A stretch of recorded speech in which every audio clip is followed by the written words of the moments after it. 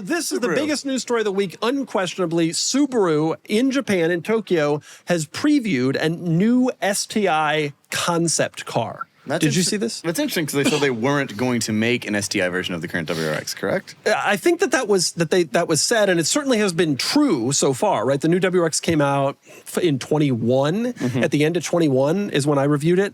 And it has been I love the new WRX, but it's been a bit of a letdown in the sense that they didn't do a hatchback, they didn't do a wagon, and they didn't do an STI. True. This is all of those. It's got the box fenders. I love that rear arch treatment there. Yeah, giant wing. It's in the correct color for a WRX. And it is a manual transmission and a hatchback. Now, at this same auto show, Subaru also previewed an electric hatchbacky concept car thing, and they said this is the future of our STI brand. But I think I speak for all of us when I say that I hope that this is the future of the STI brand. The only thing electric in this car is going to be the vape pen. Like, we do not need an EV. I have to say, I have been a little bit disappointed with Subaru's decision here.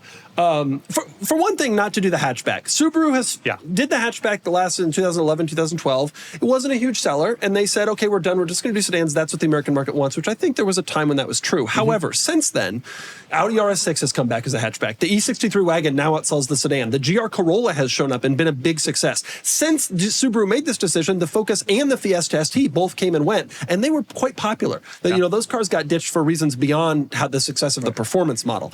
And I think that there's a real business case for going back to the hatchback situation. Some would say they could dominate an unfulfilled niche right now. So it's a very good time to bring it back. I mean, I don't think it's not entirely unfulfilled because we have the GR Corolla, we have the Golf R, but this would be good competition to those cars. Now, it can't have this wing.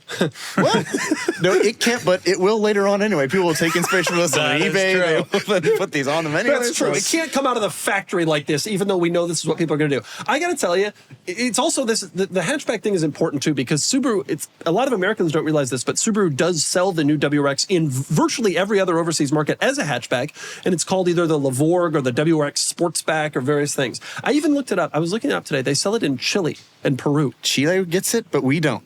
They just made this product planning decision. Oh, Americans don't like hatches. Right as the hatch it was like the Xterra. It's like right as the hatch started to take off, they were like, we're done. They always have like a 5-year latency. They're just behind like knowing exactly what we want. Do you think it is that they don't think there's demand, or is it a regulatory or otherwise compliance related problem? No, I mean, they sell the Crosstrek, which is a lifted version. So like what's the issue with you already make the powertrain. I'm not even necessarily asking for an STI, although it'd be cool, obviously, this car. But even a WRX wagon, I think going back to that would be really cool. Those are my favorite WRXs from the old days.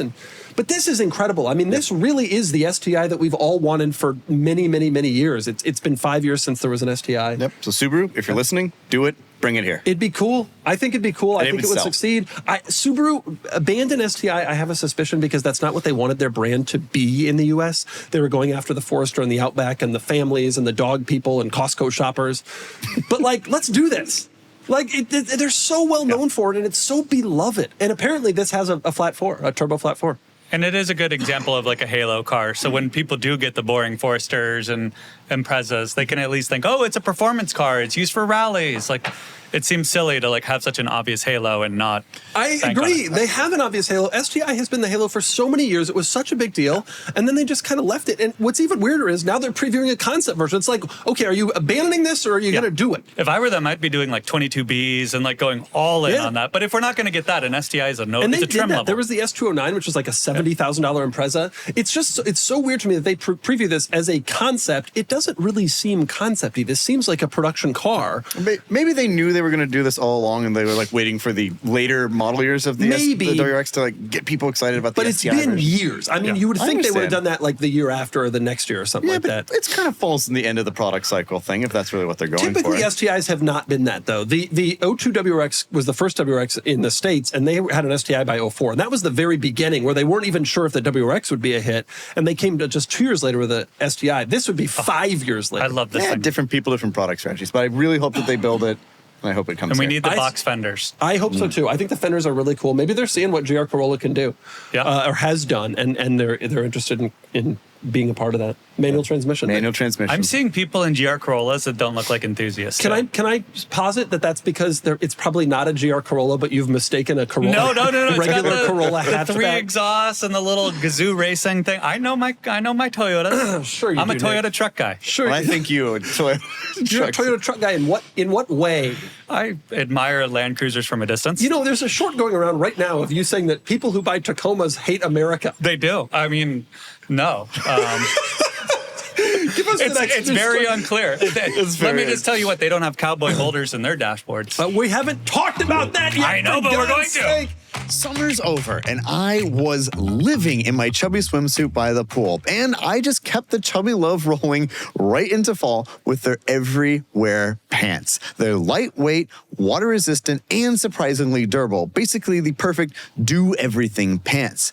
Fellas, if you want to look sharp when you meet the family this holiday season, you've got to check out our friends over at Chubbies. From family dinners to holiday parties, Chubbies has you covered so you can focus on being yourself and letting the good vibes roll.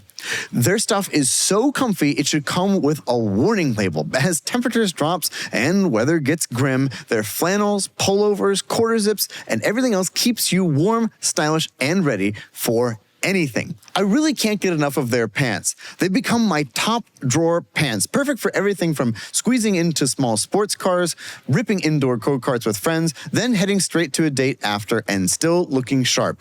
They just work. This holiday season, spread cheer and a little drip with Chubbies.